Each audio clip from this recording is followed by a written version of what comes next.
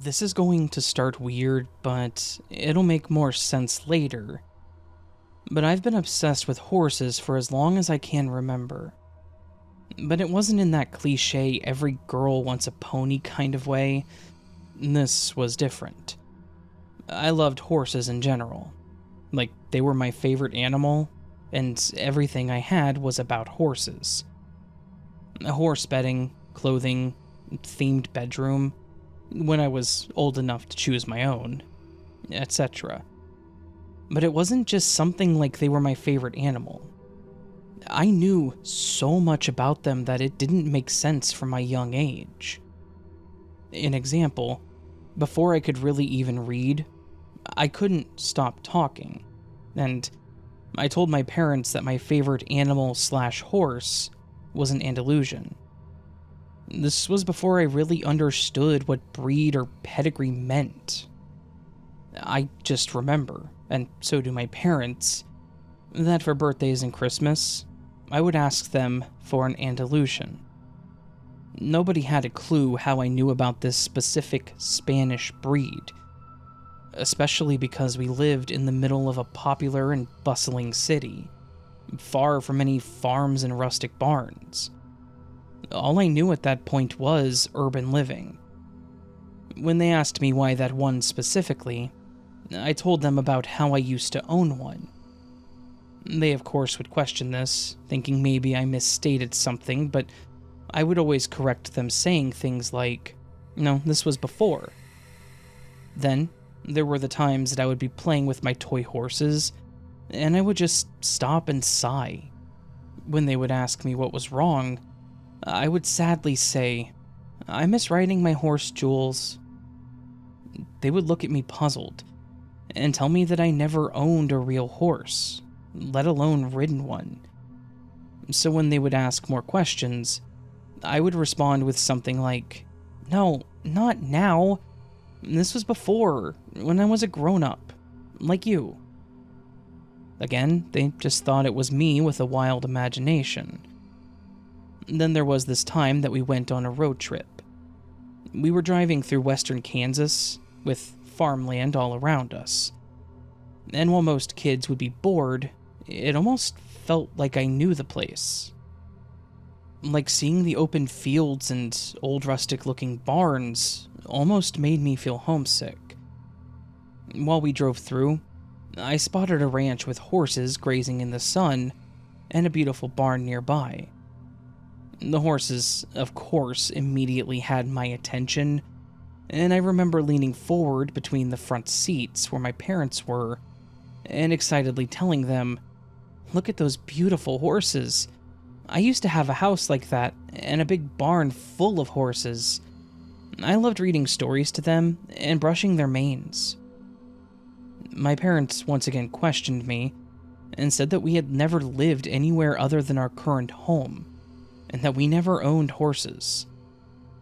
I remember not knowing how to explain it better to them, and being frustrated by it and saying something along the lines of, "No, before, when I was a grown-up, I had my own house and a barn full of horses. But then my house was on fire and I couldn't get out because the door was too hot, so I just died there. I was very sad, but now I'm here and I'm okay. But I still miss my horse, Jules." Again, my parents never mentioned or showed anything about fires when I was around that age. I just remembered it. In my dreams, I could remember how hot the flames were and how terrified I was. They had no explanation as to how I would know about something so vivid and intense. And you can bet that that freaked them out a bit too. But one of the more bizarre things happened when we went to a county fair that really cemented it for my parents, that there may have been something more to my story. They had one of those horse riding attractions.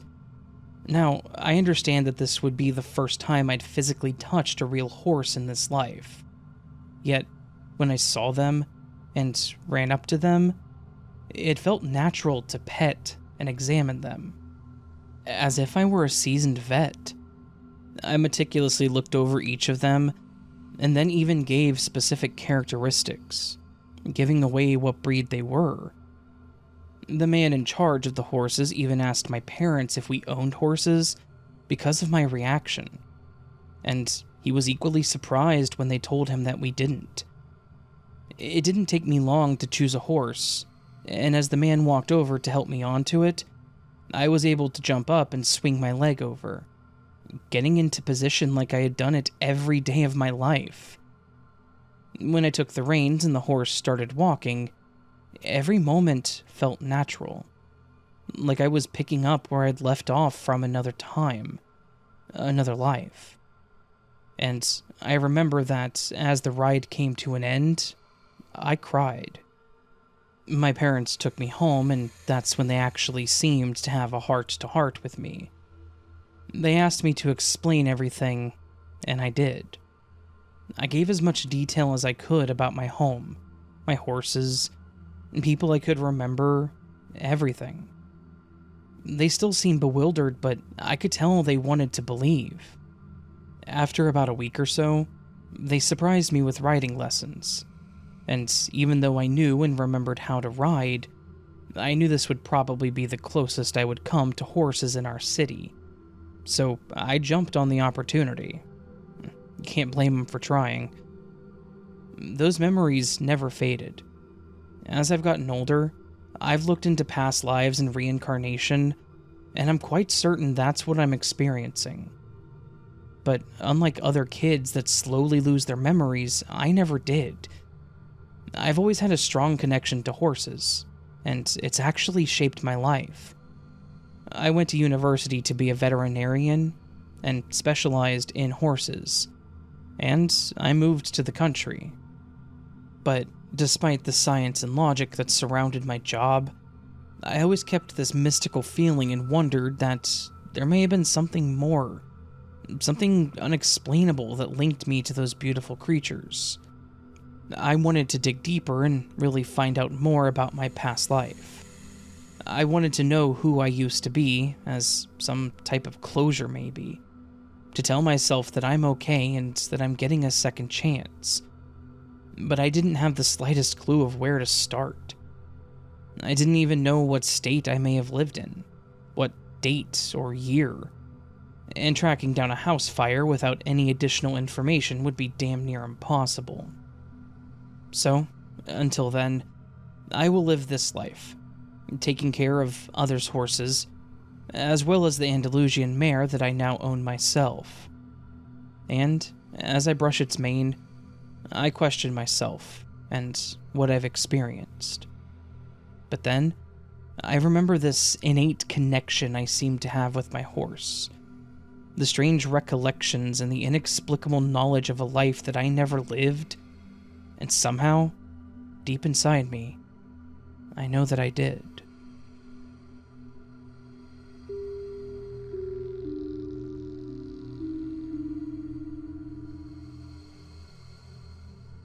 After all of the background, my story is going to get very chilling very fast. I've always believed in past lives, and a large reason for that is because I grew up having memories and dreams of various past lives. I have also done past life regression a few times. I'm an old soul, and since I was little, I've been able to recount at least 10 of them. I've been here many times. The memories are just there. They always have been. They're so vivid and so detailed. One of my most memorable ones in particular was when I was a young girl living in medieval times. For my recurring dreams and memories, I was 15 at the time. I was part of a super wealthy family. We had an estate on top of a hill and grew wheat. It was the largest estate, and a trail behind our large house led to a smaller village.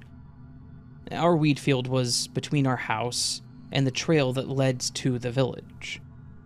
Our house looked onto endless landscapes, and it was beautiful.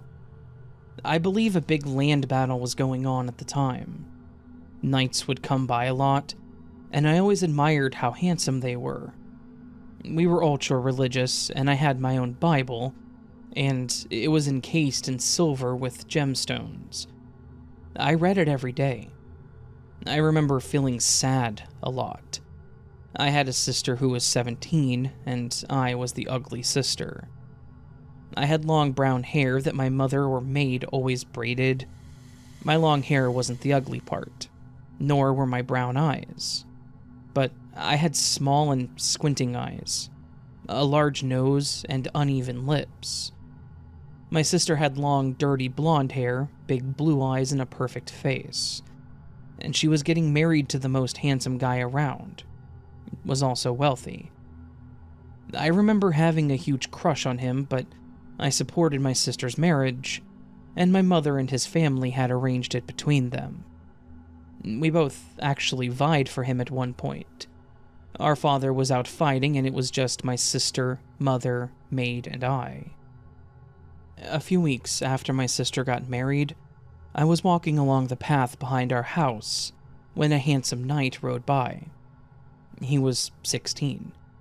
He had light brown hair and brown eyes that lit hints of gold in the sunlight. He stopped his horse, hopped off, and started conversation with me. I remember wondering why he approached me, as I felt like ugly crap, but I went along with it. He asked my age. I said 15. He complimented my dress and my hair. He had the most warm smile. There was just something about him. He then asked if I wanted to take a ride with him on his horse, and we did. We rode through the fields, and we watched the sunset. I remember over time we fell really deeply in love with one another. We wanted to get married. I remember my mother being oddly okay with this. He had to leave for battle and said that he would be back in a week. He promised that we would be married when he got home, and that was the last of the hardships and the battle. I believe the battle was coming to an end. Except, he never came back. News got back to me from one of his battle buddies, and I was devastated. I was so devastated that I actually got sick, and that's how I died about a month later. I know this sounds like some made-up cliché medieval love story, but it's not. I'm 27 now, almost 28, and this past life has haunted me for probably at least 15 years. I felt symptoms of sickness, sadness, every time I dreamt about it or remembered it, up until I met my now husband. Mind you, I have brown hair and blue eyes in this life, and he has dark brown hair, and, you guessed it, brown eyes that light up gold in the sun. This will be important. Well, my husband, who was my fiancé at the time, we got married this June. As an aside, congratulations to you both. Went on a short mini trip for Valentine's Day this past February to a city that I used to live in for a few years. I wanted to take him to the steakhouse that I always used to go to, as it was so delicious. There were many rooms to this steakhouse, and we sat in a room that I hadn't sat in before. As we were sitting in our dim-lit room enjoying our steaks, I looked to my left. On the wall was a row of large pictures and landscapes. Not paintings, but real pictures of centuries-old estates, medieval castles, and stone mills. Everything was from that era. My eyes stumbled upon one picture in particular and I froze. My heart started beating really fast, and my blood ran cold. On the wall was my house from this past life. Everything to the exact T. Mind you, I had never told my husband about this past life. I look back over at my husband, who was staring at me so deep into my eyes, and so intently from across the table. He was giving me a look that I had never seen before. The first thing he blurts out, "I've dreamt about it too."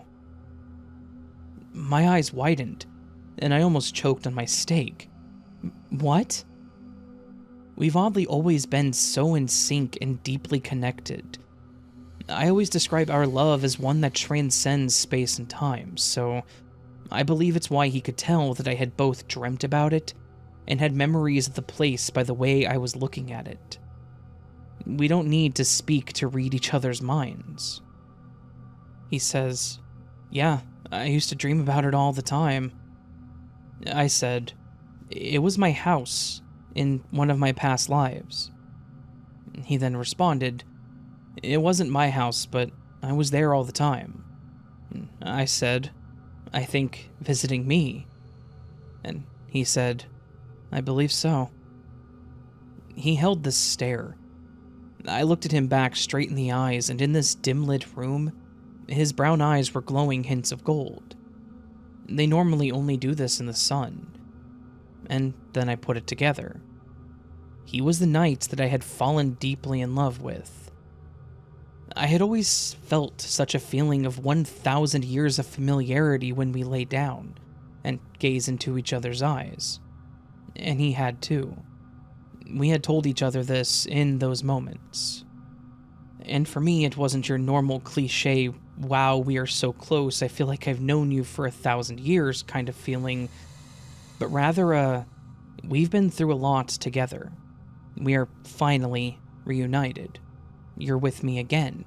You came back, and with you, I am home kind of feeling. And I never knew why I oddly felt that specific way. And now I finally knew why. He's always felt the exact same way. We continued talking. I told him what I remembered, and he told me all of his memories. It was the exact same story, except mine was from my point of view, and his was from his point of view. We had lived together. He also told me the way that he died. Someone had sliced his shoulder with a sword during battle, and towards the end of the quick slice, the end of the sword hit his jugular. Now we also know why he lives with chronic shoulder pain. It's the same shoulder, too. Only the front of the house and the left side was showing, as well as the field in the front. So, we continued on about what was behind it and what everything looked like. We just continued with, "Yep," to each other's description, and that's exactly it. We had remembered what everything behind the house looked like. The trails, the mill house, the wheat field, the height of the wheat field, the village, identically. Once we got back to the state that we live in, I purchased markers and a notepad. I suggested that we both draw out on different pages of what everything looked like, just for fun, for further confirmation.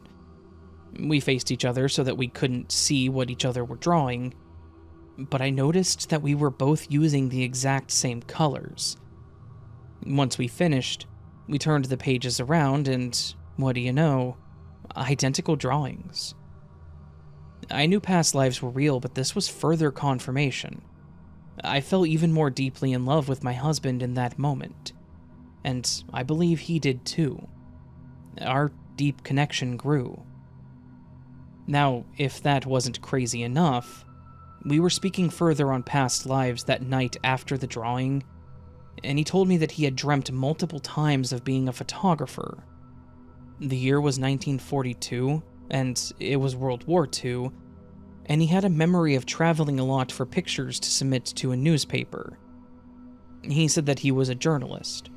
He said he had round-shaped glasses. He has glasses in this life too, but not round-shaped. And that his wife had short brown curly hair and blue eyes. He also mentioned having a son, a daughter, and then another son. I said while getting even more goosebumps, "That's funny. I did past life regression once, and I was a woman in World War II in the year of 1942, and I worked for a newspaper. My husband had glasses and traveled for photography, and submitted them to me. He was a journalist. I had a son, a daughter, and then a son. And I had brown curly hair and blue eyes." Both of our appearances were mentioned as important earlier because I had the exact same hair and eyes in our World War II life as I do now, and he had the exact same eyes in our medieval life. It's also probably partially why there's so much familiarity there, apart from the soul connection and matching energetic in-sync frequencies. All we could do was laugh at this point. Another past life together. And I'm sure there's more we have yet to uncover. We've been together through several past lives, somehow making our way back to each other each time, and falling in love immediately all over again. We are two intertwined souls of this universe that somehow let no circumstances keep us from finding our way back together, again and again and again. And I get to be part of something so beautiful. And at the end of this life, I know that I will be with him again in the future ones.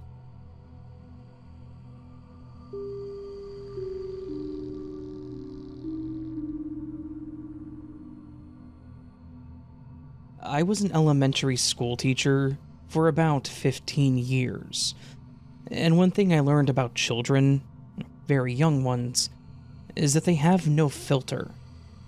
They will say whatever is on their mind, and for the most part, it's true. Unless they fear they may be in trouble, of course. With this in mind, I have heard many stories from kids. Some quite alarming and just bizarre. I wanted to share one with you that I remembered quite well that has stuck with me all of these years. This was when I taught first grade. There was a little girl that I will call Sally. Sally started class about halfway through the school year, as her family had just moved to the area. I do what I normally do and introduce myself to her outside of the class, and ask if she would like to share something with the class, or just introduce her from her seat. I didn't like to put kids on the spot if they didn't need to be. She asked to do it from her seat, as she was very shy, and it showed. Everyone was very kind when they looked at her and said hi, and some kids even tried to invite her to play with them.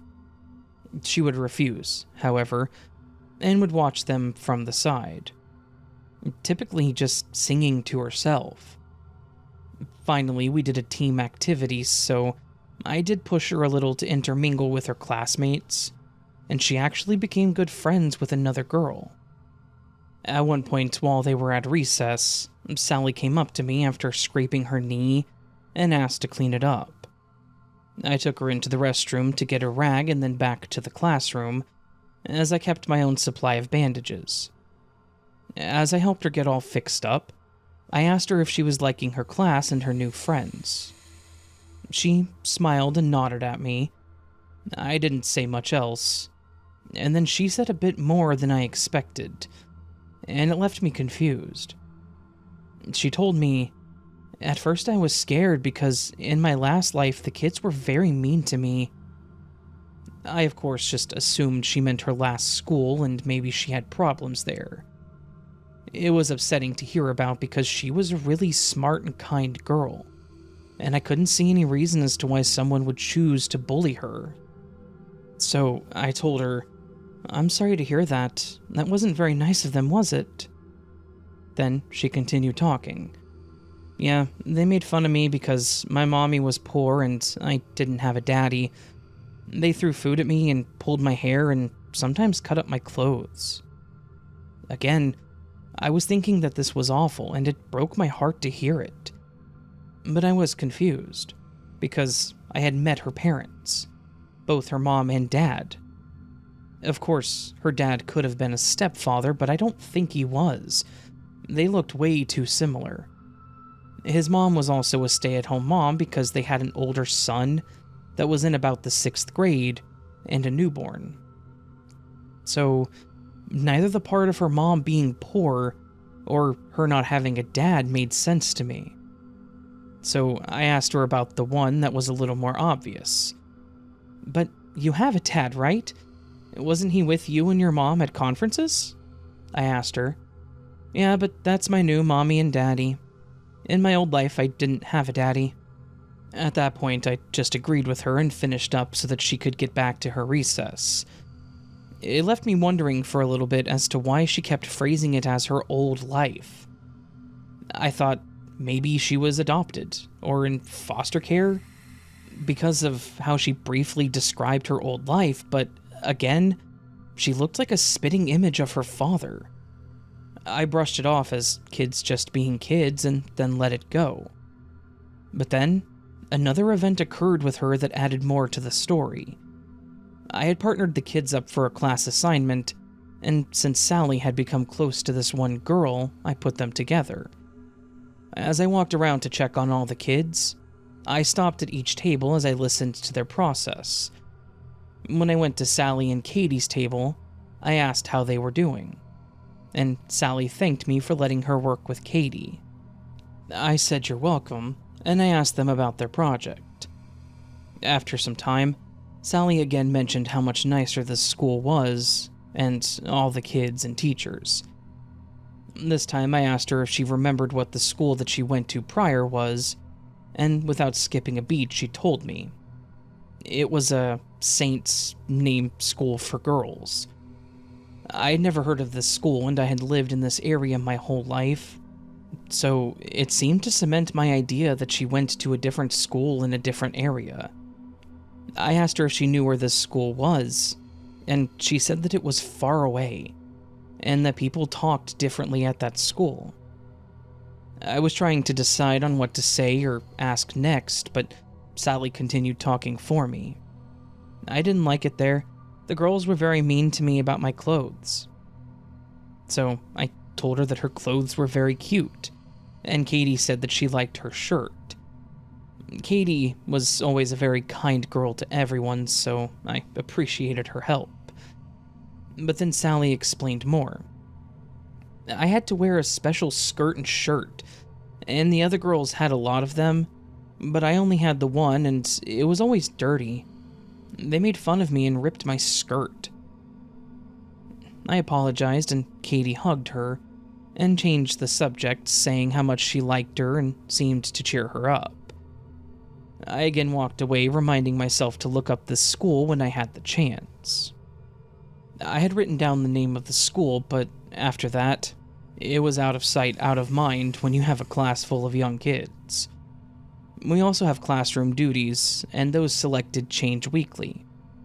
I chose randomly by pulling sticks from a jar, and Sally was chosen to help wipe down all the tables. And this was done before they went to recess.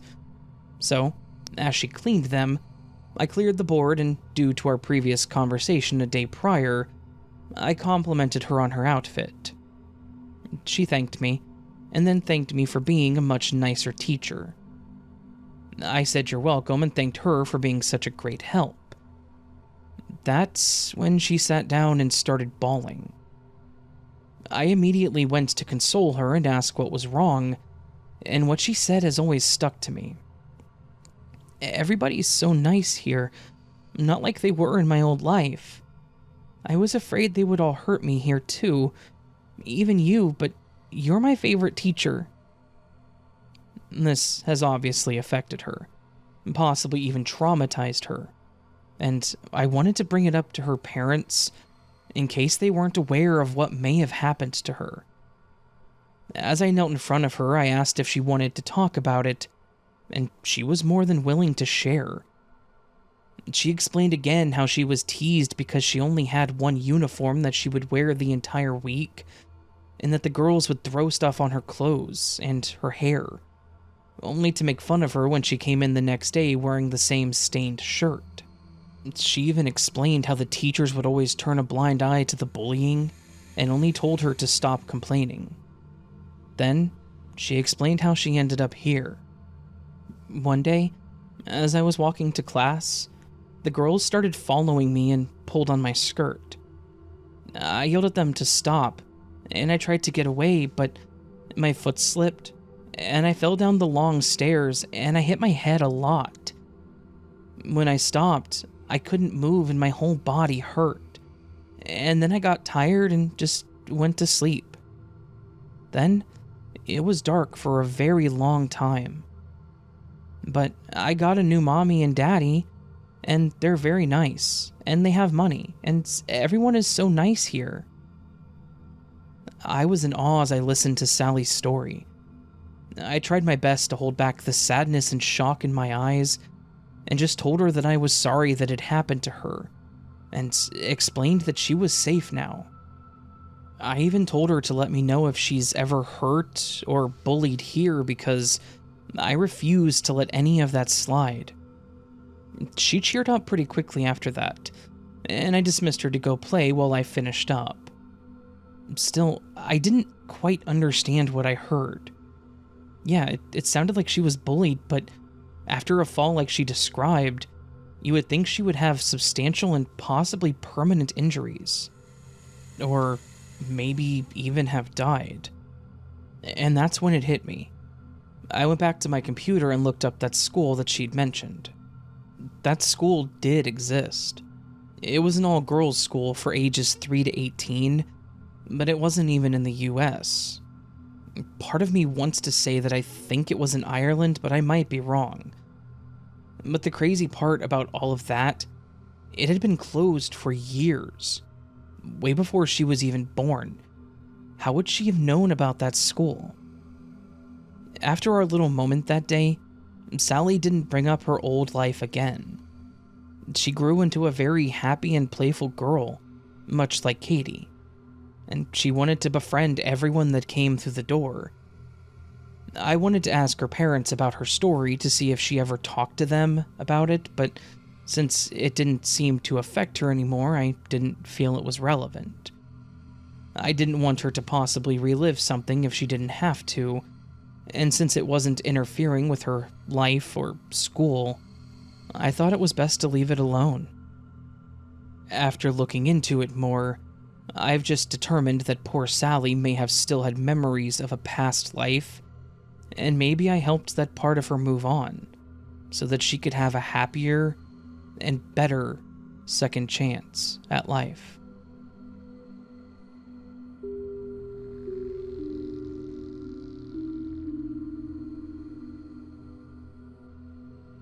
When I was a little girl, about 5 years old, I began to remember being someone else in a former life. I don't remember the details very well, but my mother says that I told her quite a few details, and that she remembers what I said very clearly because it was so odd. Apparently, I told her I lived in a big bedroom with lots of friends, and that we all dressed in the same tan shirts and pants, and that we all slept wearing our underpants instead of pajamas. And I called our home the base. She was bewildered and asked me when this happened, and I told her that it was when I was a man. Now, I was a very girly little girl who loved to wear dresses and play with dolls, so my mother didn't know what to think about these statements. I also told her that I had a gun of my own, and that all my friends did as well. In reality, I had never seen a gun in my life. My family did not own a TV, but one day my mother brought me with her to visit a friend who had her TV turned on. Gomer Pyle USMC was on the TV. My mother said that I was overjoyed. I pointed out the tan uniforms as being my own, the barracks as my big bedroom, and I explained to her that the mess hall was where we had lunch, although I had never heard that term. I then explained to her that the decorations on the uniform indicated rank. I knew that private meant the lowest rank, and so on. My mother was dumbfounded. She kept asking me how I knew so much about the Marines. I just kept telling her I was there. It was just like that. We had no military service members in our family, so I could not have seen pictures or heard stories about life on a Marine base. So, how did I, a 5-year-old girl, know about all of this? I have no logical explanation. I just knew for a fact that I had been there.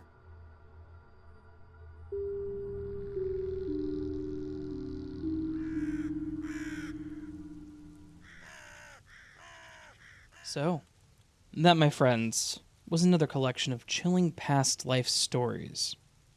My last collection of these stories was very well received, and from that, I think it brought some people out of the woodwork that actually had some experiences, obviously. I got more stories for another video. Maybe that can happen again. I plan to go onto the interwebs and do another search for stories on Reddit and other places to see if I can find some more, because I want to do another one of these in October. I feel like this collection is...